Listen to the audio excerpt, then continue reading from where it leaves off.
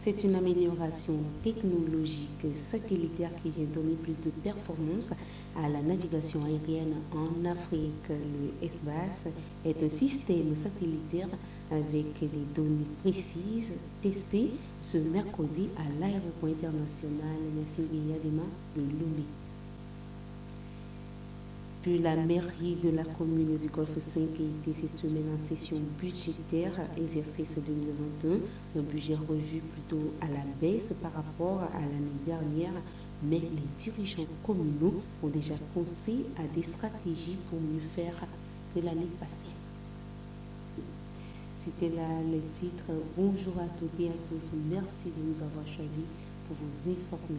La branche Togo de l'Union de la presse francophone a organisé un panel de haut niveau ce vendredi à Lomé dans le cadre de la reprise de ses activités en cadre de discussion sans langue de bois qui a permis aux participants de comprendre un peu plus l'essence du code de la presse en relation surtout avec les délits de presse. Herman Adal. Une rentrée mémorable ce 29 janvier qui sans doute laissera une tache d'huile dans la corporation des journalistes au Togo.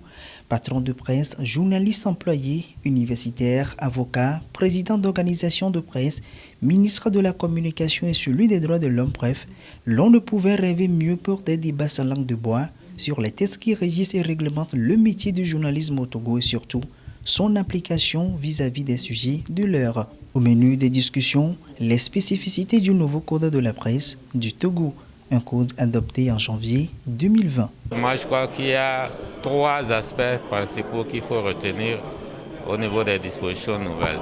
Le premier aspect, c'est que le texte a pris en compte la presse en ligne. Ce n'était pas le cas. Deuxième aspect, le texte a mis l'accent sur le statut du professionnel de la communication en distinguant trois catégories. Troisième point, c'est l'entreprise de presse, qui est désormais une société avec un certain nombre d'avantages.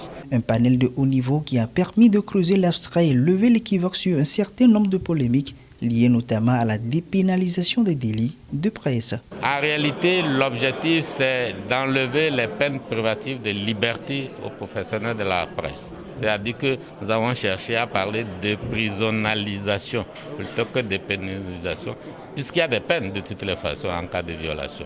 Autre sujet important, la place des médias sociaux dans le journalisme au Togo.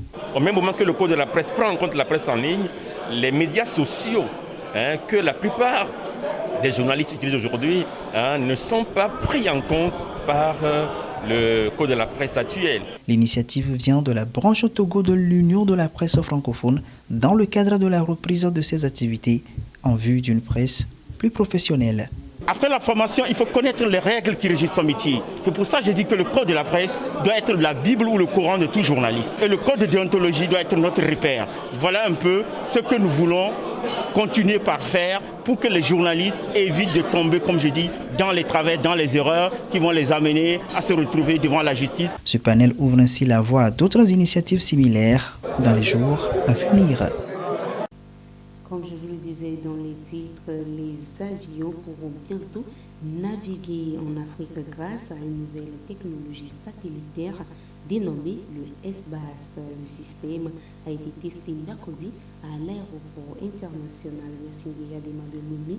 L'initiative vient de l'ASECNA qui vise à améliorer la navigation aérienne en Afrique. Pour plus de précision, je vous propose d'écouter Louis Bakenon, directeur des programmes SBAS ASECNA Togo, Nyama Lata, directeur général Anna Reissat Togo et Patrice Mouevi, pilote. Le système SBAS est un renforcement des signaux satellitaires existants, notamment la constellation traditionnelle, le GPS, le GLONASS et le Galileo. C'est cette constellation qui est renforcée par un système appelé SBAS pour permettre une navigation plus sûre, aussi bien en phase en route, en phase en approche qu'en phase atterrissage. Donc ce système est plus précis que le GPS que vous utilisez aujourd'hui dans vos différents téléphones.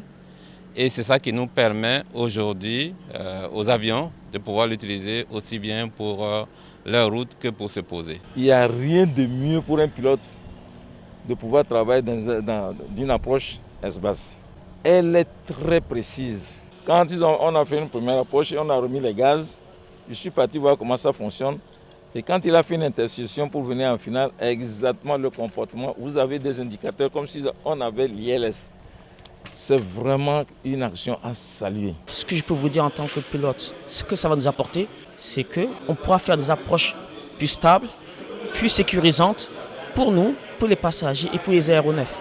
Dans le sens qu'on peut se poser, comme je vous l'ai dit, sur n'importe quelle piste avec une précision qu'on n'aura pas actuellement au vu des équipements qui sont sur nos aéroports. 1,120 milliard, c'est le budget adopté par la mairie de la commune du Golfe 5 pour l'exercice 2020 réuni cette semaine en session budgétaire. Le conseil municipal a pris de grandes résolutions pour mieux faire que l'année passée. Rideau sur la section budgétaire exercice 2021 de la commune du Golfe 5. Après 4 jours de travaux intenses et de grandes réflexions, l'heure n'est plus aux amusements, mais plutôt au travail acharné. Le budget est certes adopté, bien que revu à la baisse par rapport à 2020, soit 1,120 milliard, mais il faudra bien se donner les moyens. Il nous revient de chercher les moyens pour recouvrir les recettes, chercher l'argent. Et c'est là où l'éducation civique est vraiment importante. L'année dernière, le budget était de 2,4 milliards environ. Aujourd'hui, avec la crise sanitaire, le budget est revu à la baisse. Et on est à 1,120 milliard. Mais nous savons que le développement, c'est la volonté. Nous avons mis en place des stratégies. Nous irons vers les populations à la base, dans les quartiers. Des décisions qui répondent pour l'instant à l'attente des représentants de la population présents à la section. Nous avons vu toutes ces occupations prises en compte dans ce budget, en matière de développement, en matière de santé, en matière d'infrastructure, en matière d'environnement. Nous avons vu ce budget qui retient parfaitement l'assentiment de nos populations à la base, dans la mesure où nous avons été associés à l'élaboration par des premiers contacts en communauté. Nous avons exprimé nos besoins et c'est sur ces besoins que la commune s'est basée pour élaborer ce budget. À noter que la mairie a fait un bilan mitigé pour le compte de l'année 2020 pour des raisons liées au Covid-19 et de recouvrement. Celui, c'est-à-dire l'entrepreneur qui représentera le Togo à l'édition 2021 du concours international d'excellence du programme de promotion de l'entrepreneuriat en février prochain à Ouagadougou, est connu depuis ce 22 janvier. C'était à l'issue de l'étape nationale déroulée dans les normes de la COFIGES, initiatrice de l'événement. Suspense. Qui des 5 entrepreneurs représentera le Togo à l'édition 2021 du concours international d'excellence du programme de promotion de l'entrepreneuriat des jeunes? Pour en arriver là, encore faut-il réussir l'étape nationale tenue ce 22 janvier sur des critères de marketing, gestion d'entreprise, le résultat d'exploitation, la maîtrise de l'activité et l'évaluation du stand. Quand on parle de l'entrepreneuriat, il faut vraiment être dans le domaine pour savoir les rouages. Donc, étant entrepreneur moi-même, je sais de quoi il s'agit. Et je sais que quand on a une entreprise jeune de 2 ans, de 3 ans, c'est pas vraiment, les résultats attendus ne sont pas vraiment colossaux.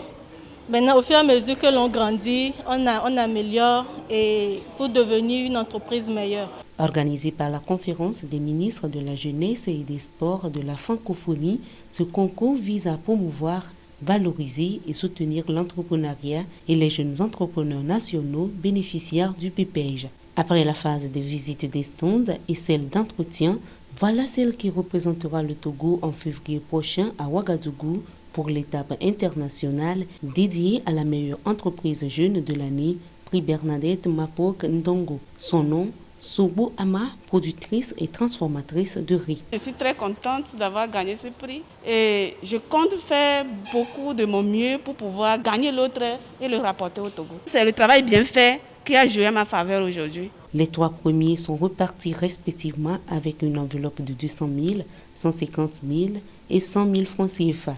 Ont participé à ce concours les bénéficiaires du PPEJ 2016-2018. Direction Toblekope où la Ligue internationale des femmes pour la paix et la liberté groupe Togo était samedi dernier, plus précisément dans le village de Dégomé. L'objectif est de sensibiliser les femmes du milieu sur leur rôle dans la prévention et la gestion des conflits. La paix.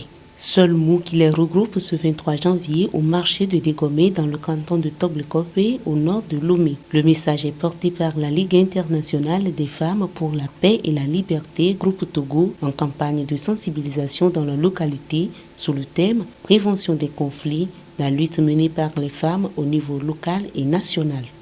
La femme est au centre de toutes les choses, surtout en ce qui concerne la gestion, bien la consolidation de la paix. Raison pour laquelle depuis 2000, les Nations Unies ont adopté la résolution 1325 qui interpelle à tous les États membres de faire en sorte que la femme puisse être au centre de la gestion des conflits. Et donc pour mieux gérer ces conflits-là, il faut que cela commence par la maison. La préservation de la paix passe d'abord par la préservation de la paix dans son propre foyer, dans son quartier, dans sa communauté. On a distribué des flyers, des affichettes sur lesquelles il y a l'importance du message. Le message est clair, on reviendra peut-être avec d'autres thèmes, puisque ici nous sommes venus mettre l'accent sur la lutte que les femmes mènent au niveau local et au niveau national. Que ce soit au marché ou chez le chef du trône royal du village de Dégomé, le message est reçu à bras ouverts.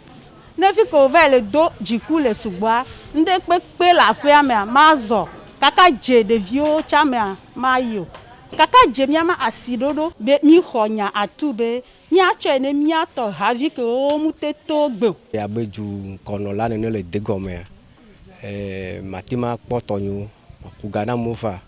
Ne ke mo wati va ko la trova le dodom, ma sensibiliser, nya gblonya ne jukon.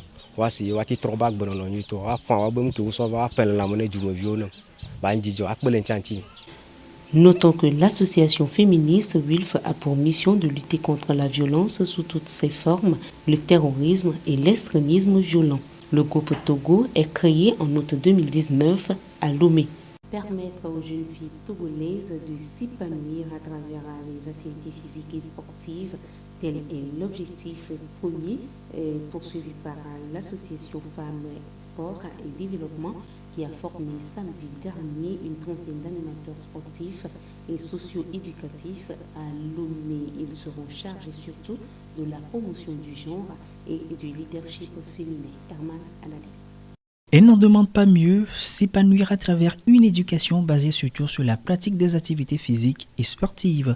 Certes difficile dans sa mise en œuvre vu le contexte socio-culturel, mais pas impossible surtout pour cette dame qui n'est plus à présenter dans la sphère sportive togolaise. Nathalie Nomechi, lauréate du trophée CIO Femmes Sport Afrique 2019, initiatrice de l'association Femmes Sport et Développement, fortement engagée dans l'épanouissement de la jeune fille à travers le sport. En témoignant cette information ce 23 janvier à Lomé, à l'endroit des animateurs sportifs et socio-éducatifs sur les thématiques genre, sport et développement. Il s'agira pour des encadreurs issus presque du domaine du volleyball au sortir de cette formation de promouvoir le genre et le leadership féminin. Et ceci à travers des séances d'initiation à la pratique du volleyball avec en parallèle des animations et causeries éducatives. Les attentes sont grandes. Pour nous, d'abord, il faut que nous observons un changement de comportement. Les parents auront à remarquer que leurs enfants ne sont plus les mêmes.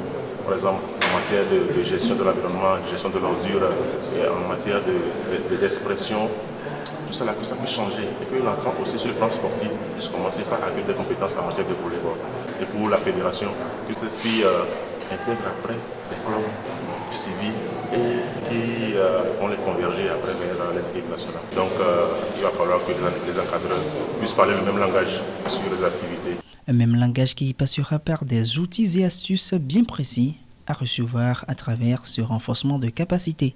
Dans notre plan, je vais parler d'une certaine méthodologie de volleyball.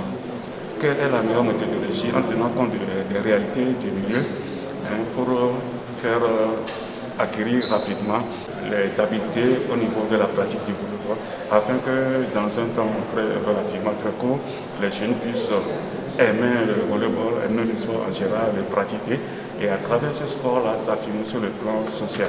Projet pilote de 4 mois, il prend fin en avril 2021 et prendra en compte 4 communes des préfectures du Golfe et d'Aguenivi. Il s'agit des communes du Golfe 1 et 6 et d'Aguenivi 1 et 4.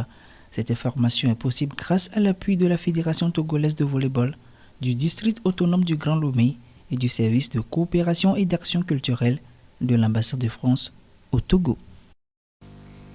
C'est ainsi que se referme cette édition. Merci de l'avoir suivi. Au revoir.